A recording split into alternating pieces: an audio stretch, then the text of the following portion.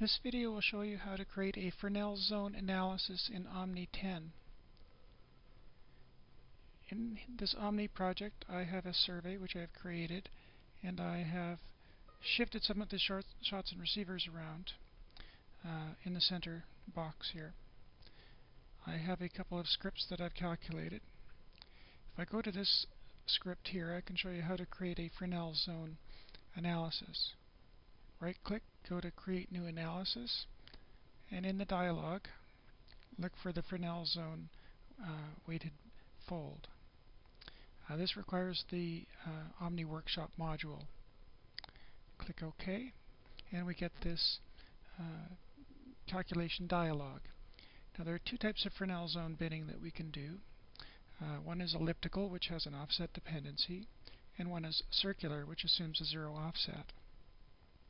The input parameters include the velocity to target, the frequency of the response, the depth of the target, and we can also put in a offset, which is just a sample offset, so that in this little schematic diagram here we can see the effect of the offset on the Fresenal Zone size. So you can see that as we change our depth and offset parameters, the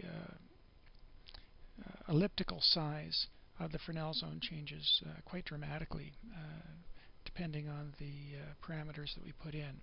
So the green area here is the area of influence, which is the area within the Fresenal Zone, which is within the constructive interference of the event. The red line here is our stretch mute, which we've put in here at 20%.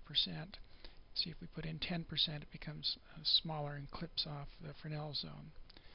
By putting in a stretch mute, we assure that we're not going to include any of the Fresenal Zone, even if it falls outside of the stretch mute.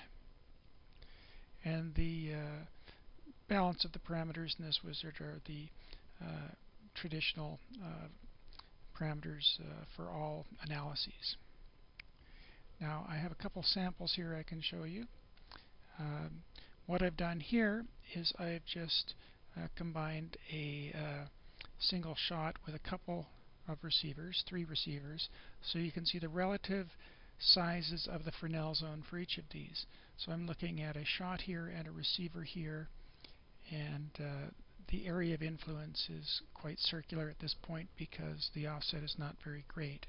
As the offset gets larger for this shot receiver pair, then the Fresenal Zone starts to become elliptical, and at this longer offset it becomes quite elliptical. This area of influence is all of the traces on which this information will migrate to.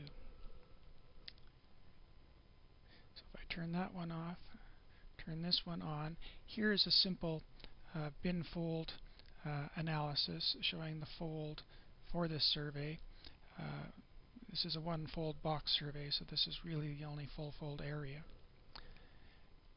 If I look at the Fresenal Zone weighted area, you can see that the coverage is actually much greater due to the influence areas of each of those traces. And you can see that it's actually smoothed greatly across this anomaly in the middle here. So the Fresenal Zone analysis tells you how much contribution in each output bin you're going to get for all of the traces that fall within that trace's area of influence to the output bin. That's pretty much all there is to that.